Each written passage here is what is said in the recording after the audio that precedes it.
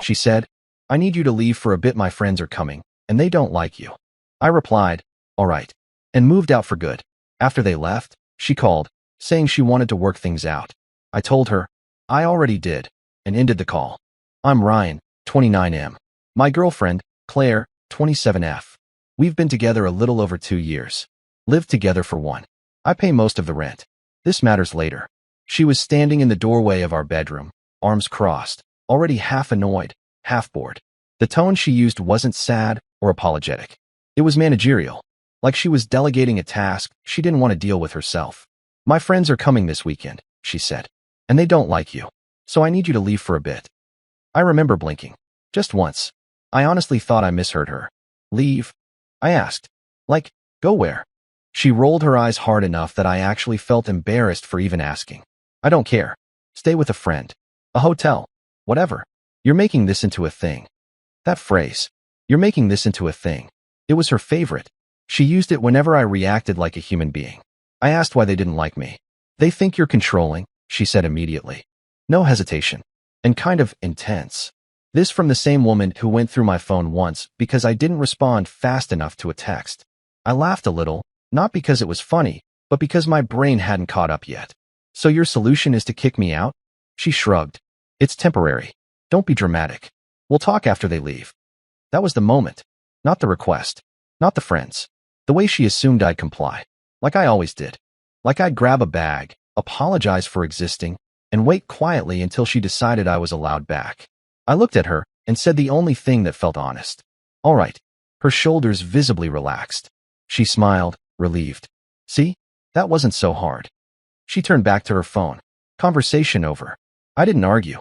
I didn't explain. I didn't defend myself. I went to the closet and started packing. She didn't notice. And that's how it started. At first, I told myself I was just being practical. A weekend bag turned into a suitcase. A suitcase turned into 2. I grabbed work clothes, casual stuff, chargers, documents. Then the quiet things started hitting me. The little routines I didn't even realize were habits until I was undoing them. My toothbrush, my coffee mug, the hoodie she always borrowed, but somehow never returned. She finally looked up when I unplugged my monitor. What are you doing? She asked, frowning. Packing, I said. For a weekend you need all that? Her tone was already sharp, like I was inconveniencing her. I shrugged. Might as well. She scoffed. You're so dramatic. You always do this passive-aggressive stuff. That stung more than I expected. I wasn't raising my voice. I wasn't accusing her of anything. I was literally doing what she asked. She leaned against the counter, watching me like I was a child throwing a tantrum. You know they only don't like you because you're weird around them, right? There it was. The justification. Last time, she continued, you corrected Emily about politics in front of everyone. And you always look annoyed. It's uncomfortable. I remembered that night. Emily had said something factually wrong. I corrected her politely. Claire had squeezed my leg under the table, a warning squeeze. I didn't argue now. I just nodded. Okay, I said again. She hated that. I could see it. No fight meant no control. You'll be back Sunday night, she said, like she was setting a calendar reminder. We'll talk then. I zipped the suitcase. She added, casually, oh, and don't text me while they're here. I don't want it to be awkward. That sentence landed heavier than the rest. Not don't argue. Not give me space. Just don't exist. I paused at the door and looked at her. She was already scrolling again. Yeah, I said. Got it. I walked out carrying 2 suitcases and a backpack. She didn't follow me. She didn't ask where I was going. She didn't say she loved me. The hallway smelled like someone else's dinner, and the elevator mirror showed me a guy who looked calm but felt strangely hollow. I told myself it was temporary. I was lying. I stayed at my friend Mark's place that first night. He didn't ask many questions, which I appreciated more than advice. He just handed me a beer, pointed at the couch, and said, door locks automatically. I slept like garbage. Saturday morning, my phone buzzed. Not Claire. A Venmo notification. She'd charged me for my half of utilities. Due that day? I stared at it longer than I should have. Even now, while I was technically homeless at her request, I was still expected to function like the dependable background character in her life. I paid it. That was my first mistake. Around noon she texted. Everything good? Not are you okay? Not thanks for understanding. Just a status check. I replied, yeah. 3 dots appeared. Disappeared. Then, cool. We're doing brunch then drinks. Might be a late one. I imagined them in our apartment, on my couch, drinking my alcohol, complaining about me like I was some shared hobby. I muted the chat. That afternoon, something shifted. Without the constant noise of her opinions, her corrections, her expectations, I started replaying things I'd brushed off for months. The way she'd talk about me instead of to me. How every disagreement somehow became proof that I was too much. How her friends' opinions mattered more than my feelings. Mark noticed I was quiet. "You sure this is temporary?" he asked. I opened my mouth to say yes. Nothing came out. That night, around 2 a.m., Claire called. Drunk, happy energy. Loud background voices. "Hey," she said. "We're out of wine. Where do you keep the backup?" I didn't answer right away. "Hello," she added. "Don't be weird." Something in me snapped into focus. Not anger. Clarity. "In the cabinet above the fridge," I said. "See, this is why I love you," she laughed. "You're so reliable." She hung up before I could respond. I sat there staring at my phone, and the thought hit me clean and sharp. She didn't miss me. She missed what I provided. That was the moment I stopped planning to go back. Sunday came faster than I expected. I woke up already knowing I wasn't going back, even though I hadn't said it out loud yet. That's the thing about decisions like that. They don't arrive as dramatic speeches. They settle in quietly, like they've been waiting for you to catch up. Claire texted around noon. "They're leaving tonight. You can come back after." "You can." Like I was a guest who'd overstayed his welcome. I didn't respond. By late afternoon, I drove past our place without stopping. I told myself I just wanted to see it. Closure, maybe. Her friends' cars were still there, packed tight along the curb. I imagined the laughter inside, the stories, the shared eye rolls when my name came up. I kept driving. Instead, I went back to Mark's and started making lists. Real ones. Bank stuff. Subscriptions. Things in my name. Things in hers. It felt strangely calm, like handling logistics after a storm. At 9:47 p.m., my phone rang. "Claire." "Okay, you can come home now," she said. "No hello." "I'm not," I replied. Silence. Then a sharp exhale. "What do you mean you're not?" "I mean I'm not coming back tonight." She laughed, short and disbelieving. "Don't do this. We'll talk when you get here." "There's nothing to talk about," I said. Her tone flipped instantly. Annoyed. Accusatory. "So you're punishing me now? Over a weekend?" "I'm not punishing you," I said. "I'm listening to you." "What does that even mean?" "It means you were clear," I replied. "You needed me gone. So I left." "That's not what I meant, and you know it," she snapped. "You're being dramatic." There it was again. "I already did what you asked," I said. "I just didn't stop when it was convenient." She started talking faster then, layering excuses on top of each other. Her friends were stressed. They'd had a hard week. She didn't want conflict. I should understand. A good boyfriend would understand. That word, good. Always conditional. "I'll grab the rest of my stuff tomorrow," I said. "What?" Her voice cracked. "Just slightly." "Ryan, stop. You're overreacting." "No," I said calmly. "I'm reacting correctly. Just late." She went quiet. Then, softer, "You're really leaving?" "Yes." She hung up without saying goodbye. I stared at the phone for a long moment, waiting to feel regret. What I felt instead was relief. Monday morning felt surreal. I went to work like nothing had happened. Same commute, same coffee, same badge swipe. But my phone wouldn't stop lighting up. Missed calls, texts, voice notes. Claire had moved on from confusion to irritation to something that sounded suspiciously like panic. "You're really blowing this up. Everyone thinks you're being immature. Can we just talk like adults?" That one almost made me laugh. I waited until lunch to respond. One message. Clean. No emotion. "I'll come by tonight to get the rest of my things." She replied instantly. "Good. We need to talk." I didn't correct her. When I got to the apartment that evening, the place looked staged. Candles lit. Couch pillows arranged. She'd changed outfits. Soft sweater, hair down. The version of herself she used when she wanted something. "You didn't have to be so extreme," she said, arms crossed but voice gentle. "My friends think you misunderstood." "I didn't," I replied, stepping past her. She followed me into the bedroom. "I just needed space for one weekend. You always take things personally." I opened a drawer and started sorting. Important stuff first. "So you're really ending this?" she asked. I paused, looked at her. "You ended it when you decided I was optional." Her face hardened. "That's not fair." "It is," I said. "You just don't like how it sounds out loud." She scoffed. "You're acting like I cheated on you." "No," I said. "You showed me where I rank." That hit. I could tell. She tried one last angle. "After everything we've built?" I zipped the bag. "You built a life where I fit when convenient," I said. I'm done squeezing myself into it. I carried the bags to the door. She didn't help. She didn't apologize. As I left, she said, "You'll regret this." I turned back once. "No," I said quietly. "You will." And I walked out. 3 hours later, my phone rang. "Claire." "I've been thinking," she said. "Maybe we rush this. I think we can work things out." I didn't hesitate. I already did. Then I ended the call. And for the first time in a long while, I slept without waiting for someone else's permission. The silence afterward was loud. For the first 2 days, nothing happened. No texts. No calls. I almost wondered if she'd finally accepted it. That thought didn't last. Wednesday morning, my phone buzzed while I was in a meeting. Unknown number. "Hey, it's Claire." I borrowed Jenna's phone. I stared at it longer than I should have. "Please answer." I didn't. A few minutes later. "I'm not trying to fight. I just want to understand." That word again. Understand. As if this were a misunderstanding, not a pattern she'd been repeating for years. That night, she emailed me. Subject line, "Can we talk?" Not about logistics. Not about closure. Just talk. Like words alone could rewind things. I didn't reply. By Friday, the tone changed. "I've been telling people you left because you couldn't handle my independence.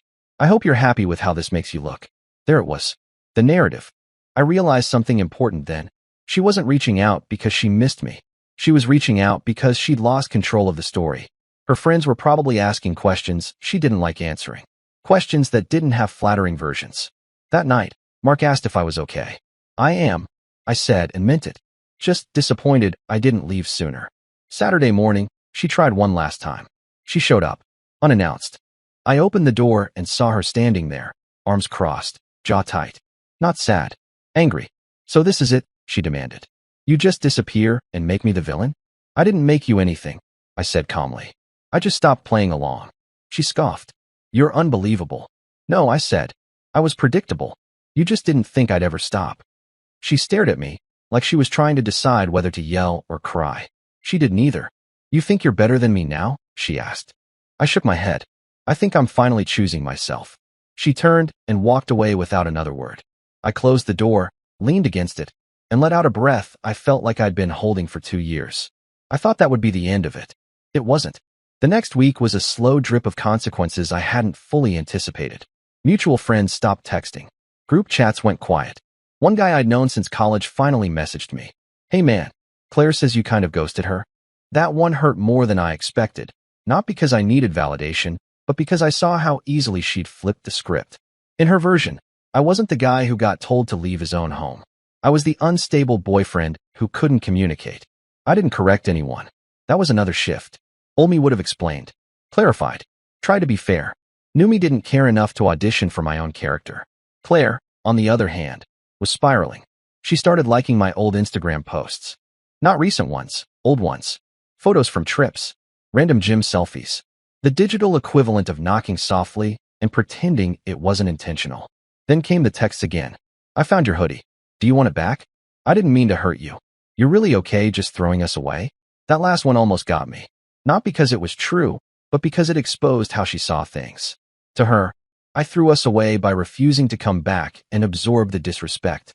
She couldn't see the moment she pushed me out as the beginning of the end. Only my refusal to return.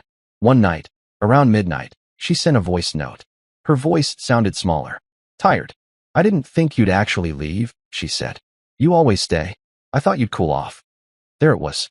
The quiet confession. She never expected consequences. Just compliance with a delay. I typed a response. Deleted it. Typed again. Finally, I sent one sentence. "That's why I had to." She never replied. The next morning, I woke up feeling lighter than I had in years. Not happy. Not euphoric. Just free from explaining myself to someone who only listened when it benefited them. Life didn't explode after that. It just rearranged itself. I got my own place 2 weeks later. Small, quiet, slightly overpriced. It didn't matter. Every piece of furniture in it was chosen by me. No commentary. No vetoes. No sighs when I sat the wrong way on the couch. Claire stopped contacting me directly, but I still felt her orbit. Friends would mention her casually. "She's having a rough time. She didn't think you'd actually stick to it. She says you blindsided her." That word again. Blindsided. Like the warning signs weren't flashing in neon for months. One night, I ran into Emily, the same friend who didn't like me, at a grocery store. Awkward pause. Forced smile. "She's different lately," Emily said carefully. Quieter. I nodded. Yeah, I imagine. Emily hesitated. For what it's worth, I didn't know she told you to leave. That's not how she explained it. I wasn't surprised. Just tired. A week later, Claire texted me from her own number for the first time in days. I think I messed up. No apology. No accountability. Just a vague realization, like a weather update. I didn't answer. Another message followed. I didn't think you'd actually choose yourself over us. I stared at that sentence for a long time. That was the truth she couldn't escape. Not that I left. Not that I moved on. But that I finally put myself first and didn't come back begging. I typed a reply and let it sit for an hour before sending. I didn't choose myself over us. I chose myself because there was no us left. 3 dots appeared. Then nothing. That was the last thing I ever said to her. A month passed. That's when the phone call came. Unknown number. I almost ignored it, but something told me exactly who it was. Claire didn't sound angry this time. Or defensive. She sounded tired in a way I'd never heard before. I didn't think it would feel like this, she said after a long pause. I leaned back against my kitchen counter, looking at a place that was entirely mine. Like what? Empty, she admitted. Everyone left after they realized I couldn't blame you forever. That was the closest she'd come to accountability. Not an apology. Just exhaustion from carrying a lie too long. She told me her friends asked why she needed me gone instead of just asking for boundaries. Why I moved out so easily. Why I didn't chase her. She said she didn't know how to answer those questions. I thought you'd come back, she said quietly. You always did. I didn't interrupt. I keep replaying that night, she continued. When I told you to leave, I thought I was setting terms. I didn't realize I was ending it. That sentence stuck with me. Some people think ultimatums are leverage. They forget they're also exits. I'm not calling to get back together, she said quickly, like she was afraid I'd hang up. I just needed to say I see it now. I closed my eyes for a moment. I'm glad you do, I said. I just wish you'd seen it when it mattered. She didn't argue. After a beat, she asked, Are you happier? I answered honestly. I'm calmer. She exhaled like that hurt more than a no. I hope someone chooses you without having to lose you first, she said. That almost sounded like an apology. Almost. When the call ended, I didn't feel victorious. I didn't feel sad. I felt done. It's been 6 months since I left. That feels important to say, because for a while, I thought the story only mattered while it was fresh, while the texts were unread and the anger still had teeth. Turns out, the quiet aftermath is where the truth actually settles. Claire tried dating again. I heard that through mutuals. She framed it as moving on, but apparently she kept comparing everyone to me. Not in a flattering way. In a why don't they just do what I want way. I didn't feel smug about that. Mostly, I felt relieved it wasn't my problem anymore. I've changed too. Not in some dramatic, self-help montage way. Just in small, consistent ways. I speak up sooner. I leave earlier when something feels wrong. I don't confuse being patient with being invisible. The biggest difference is this. I no longer wait for permission to exist in my own life. Sometimes I think back to that sentence she said so casually. I need you to leave for a bit. She thought it was a pause. She thought it was leverage. She thought I'd hover nearby, ready to return when called. What she didn't understand was that asking someone to leave doesn't come with a return clause. When she called later, after her friends were gone, after the apartment was quiet again, she thought we were picking up where we left off. When I said, I already did, I wasn't being clever. I meant it. I worked things out the moment I chose myself and didn't look back. And that was the last conversation we ever had. Not because I blocked her, not because of anger, but because there was nothing left to explain. Some endings aren't loud. They're just final. And honestly, that's the kind that stick.